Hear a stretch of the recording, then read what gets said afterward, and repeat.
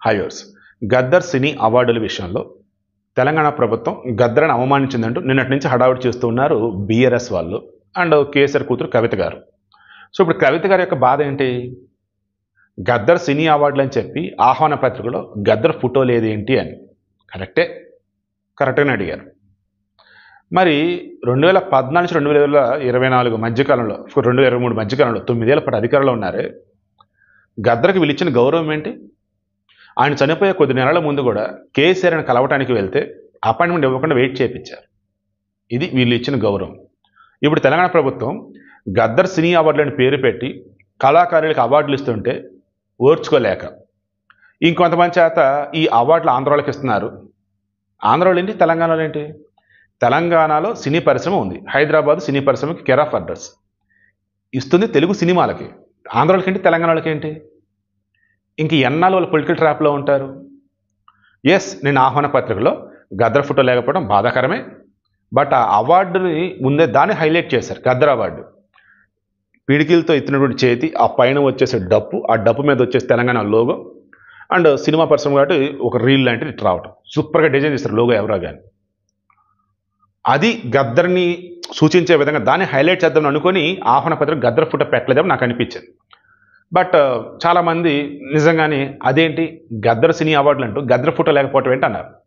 ఇక ఇమీడియట్గా ఈరోజు అవార్డులు కదా ఈవినింగ్ హైటెక్స్లో, దాంతో తప్పు దిద్దుకున్నారు. వాళ్ళ యొక్క ప్రచార ప్రకటనలు ఏవైతే ఉన్నాయో ప్రతి దానిలో కూడా గద్దర్ ఫోటోలా కనపడాలో చేశారు. తర్వాత ఇందాక కొద్దిసేపు క్రితం గద్దర్ ఫౌండేషన్ ఉంది. గద్దర్ ఫౌండేషన్ గాను 3 కోట్ల రూపాయలు తెలంగాణ ప్రభుత్వం కేటాయించింది అఫీషియల్గా.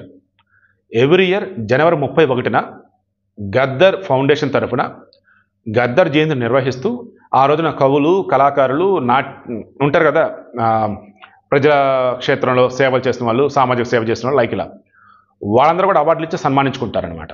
సో తెలంగాణ ఉన్నంతకాలం గద్దర్ ఫౌండేషన్ తరఫున కళాకారులను గౌరవించుకుంటూ ఉంటారు. సో గద్దర్గా సంబంధించి సినీ అవార్డులతో పాటు గద్దర్ ఫౌండేషన్ 3 కోట్లు కేటాయించడం ద్వారా గద్దర్కి సంబంధించి 2 సార్లు ఏటా సినీ అవార్డులు ఇచ్చే విషయంలో గద్దర్ సినీ అవార్డులు అంటే మారుమ్రోగుతుంది.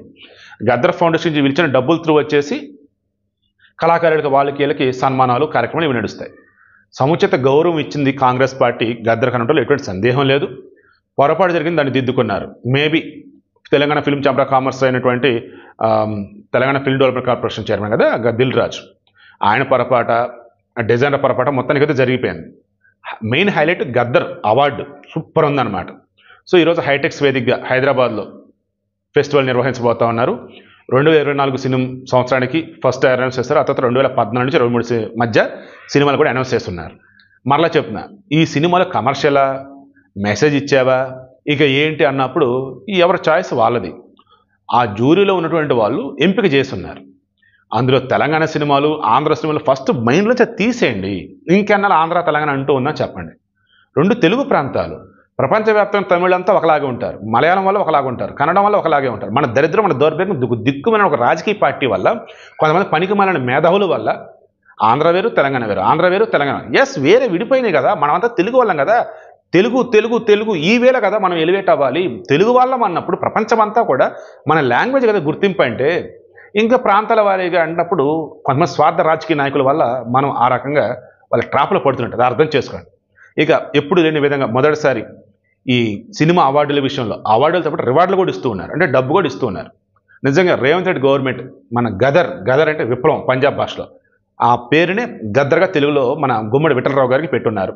దెన్ ఆయన ఆ పేరు మీద అందరికి సుపరిచితులు కాబట్టి ఆయన పేరుని తరతరాలు గుర్తుంచుకునే విధంగా తెలంగాణ ప్రభుత్వం సముచిత గౌరవాన్ని కల్పించింది. ఈరోజు ఈవినింగ్ నాకు తెలుగు సినీ పరిశ్రమ మొత్తం కూడా ఈ హైటెక్స్లోని ఈ అవార్డు ఫంక్షన్లో ఉంటుంది, అందులో నో డౌట్.